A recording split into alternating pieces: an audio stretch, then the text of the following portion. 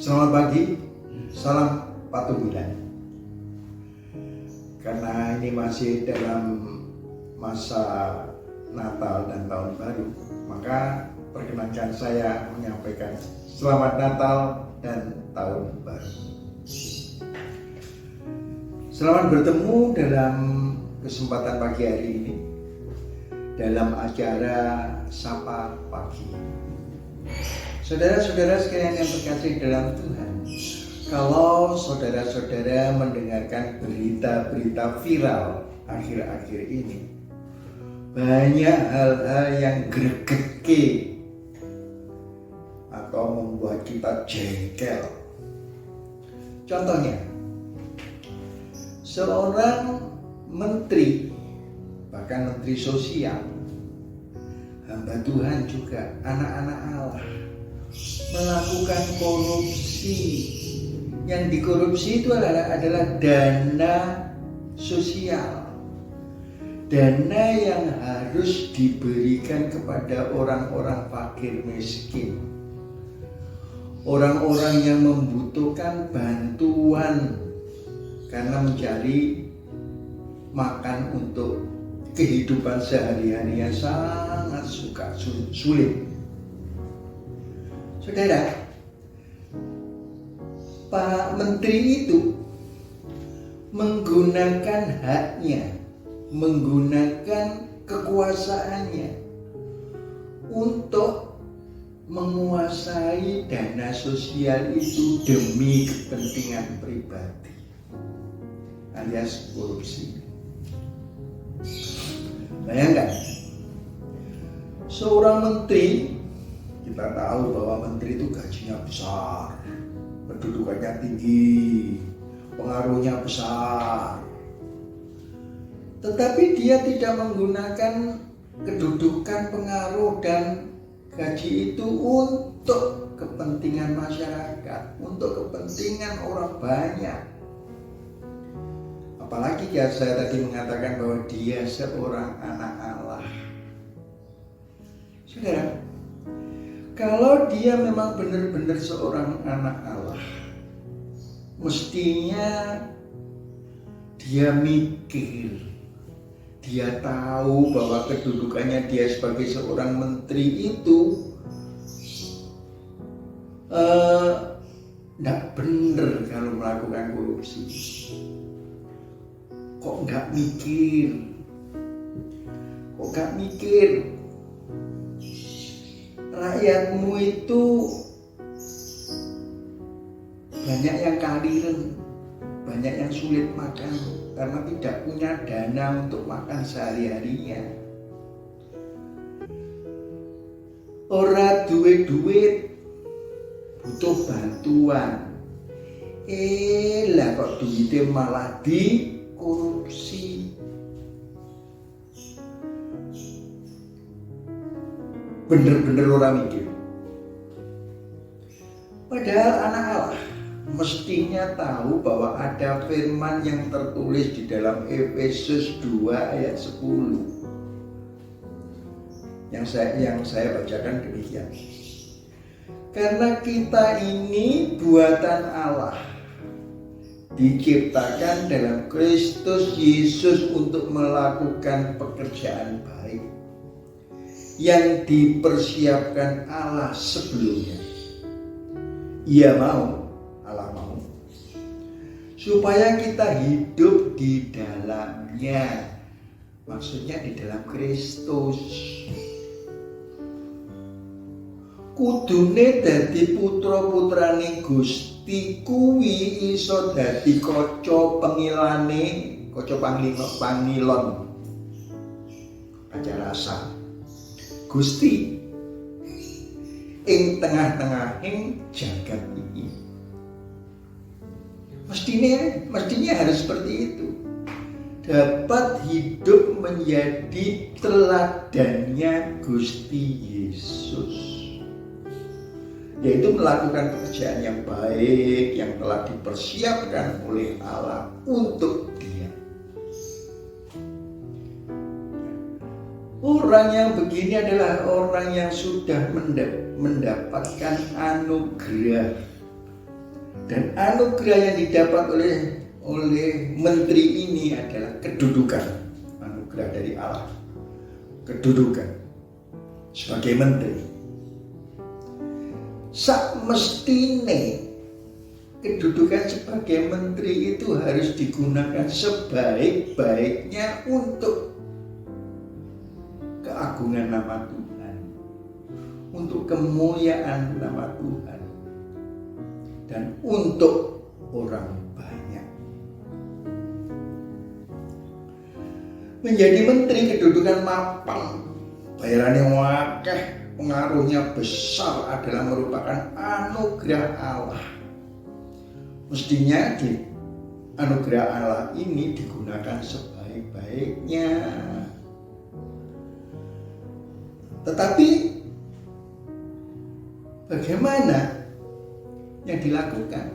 Dia tidak bisa menunjukkan bahwa iki lho karyane Gusti sing tak lakoni untuk kita semua. Mestinya harus begitu.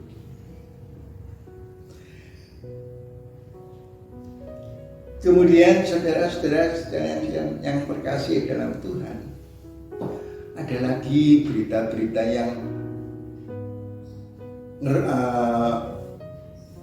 mengharukan kita semuanya. Contohnya, di mana-mana terjadi banjir bandang, di mana-mana terjadi banjir, tanah longsor, dan lain sebagainya. Banjir bandang yang membawa materi-materi bekas kayu-kayu yang dijarah oleh orang. Saudara-saudara, kalau kita melihat, kalau kita balik ke zaman tahun 1998, sebelum tahun itu, lereng-lereng gunung itu banyak hutan, banyak kayu, pohon-pohon jati sebelum tahun 98. Tetapi setelah tahun 98 banyak kayu-kayu jati yang besarnya itu dibabati semua, sehingga hutannya gundul. Dan ini saya pernah mengetahui sendiri terjadi pada tahun 98. Jarak antara Bojonegoro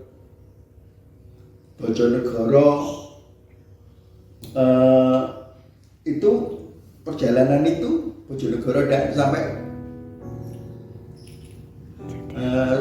Jatirogo, Bojonegoro sampai Jatirogo, perjalanan itu diapit oleh hutan-hutan sebelum tahun 98, diapit oleh hutan-hutan jati yang besar-besar.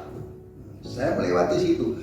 Tetapi 2 tahun kemudian, tahun 2001, resik. Hutan-hutan yang ada di situ tidak ada lagi, gundul. Dan itulah yang menyebabkan banjir bandang. Materi-materi kayu yang kecil-kecil itu dibawa oleh air, mengalir sampai menjadi banjir bandang. Dan banjir bandang ini menerjang apa saja yang dilalui, yang dilewati. Rumah hancur, jembatan hancur. Nah, sekarang menjadi tanda tanya, kok bisa menjadi banjir bandang? Ya bisa aja. Lereng-lereng gunung yang tadinya banyak pohon-pohon jati sekarang gundul. Yang gunduli siapa? Yang gunduli adalah orang-orang yang berwenang untuk berbuat seperti itu. Orang-orang yang berwenang untuk berbuat seperti itu. Dan banyak lagi. Hasil bumi dapat kita lihat, Indonesia itu kaya dengan hasil bumi. Kelapa sawit bisa menjadi solar diolah sedemikian rupa sehingga berubah menjadi biosolar. Tetapi Indonesia tidak mau mengolah sendiri, dijual ke luar negeri. Kemudian kalau sudah jadi biosolar, kita beli dengan harga yang sangat mahal. Siapa sih dodol, Pak? Ya orang yang berwenang, orang yang punya wewenang. Nah, padahal kalau diolah sendiri oleh Indonesia, berapa keuntungan bangsa Indonesia dengan biosolar itu? Kemudian minyak bumi yang dipompa dari dasar tanah, dari dasar laut yang jauh di dasar tanah, dasar laut. Itu adalah minyak bumi mentah. Kalau diolah di Indonesia sendiri maka akan mengirit biaya. Tetapi enggak, dijual ke luar negeri, kemudian kalau sudah jadi minyak dibeli lagi dengan harga yang mahal. Emang sebetulnya siapa Pak yang menjual? Orang yang berwenang.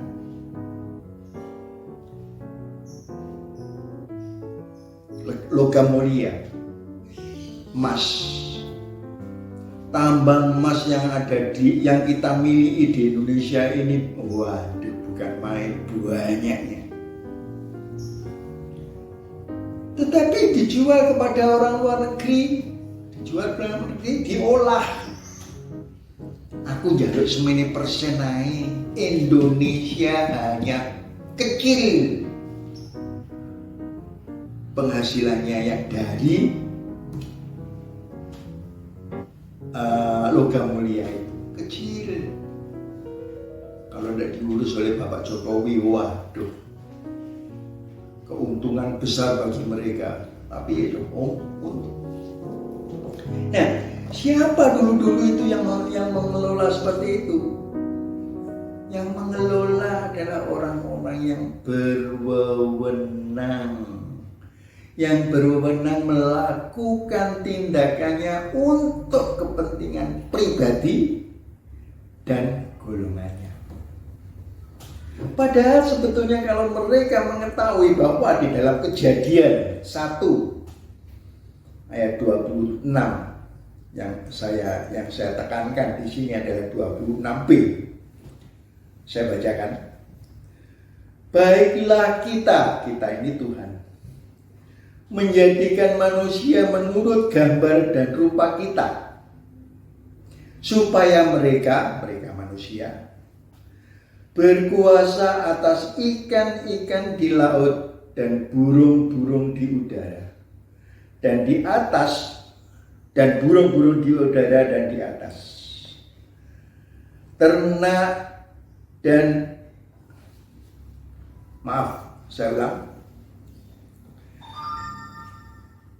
Baiklah kita menjadikan manusia, kita Tuhan, menurut gambar dan rupa kita, supaya mereka, manusia, berkuasa atas ikan-ikan di laut dan burung-burung di udara, dan atas ternak, dan atas seluruh bumi, dan atas segala binatang melata yang merayap di bumi. Jadi manusia diberi hak, diberi kuasa untuk ciptaan Tuhan yang ada di dunia ini. Ikan, hewan-hewan yang melata, pepohonan, dan lain sebagainya. Diberi kuasa, dalam tanda petik. Diberi kuasa di sini bukan berarti iki lho, nyok kuasai. Tidak seperti itu. Tetapi Tuhan menitipkan iki lho barangku, ya, tak titipno yang kowe supaya kamu mengelola dengan baik. Kamu karyakan dengan baik. sehingga dapat dinikmati oleh orang yang ada di sekitar, oleh orang banyak. Maksudnya ini begitu, bukan maksud dikuasai sendiri untuk diri pribadi dan golongannya, bukan seperti itu.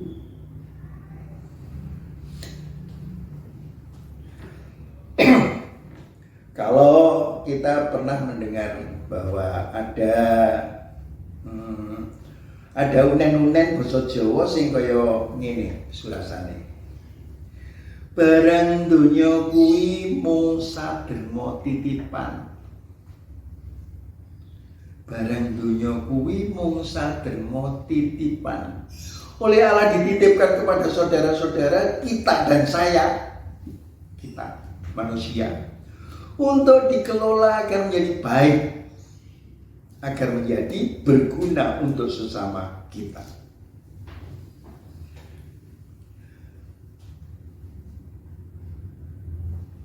Biar tambah baik, dikelola biar tambah baik, dan dapat digunakan, dirasakan oleh banyak orang. Mestine kudune ya ngono.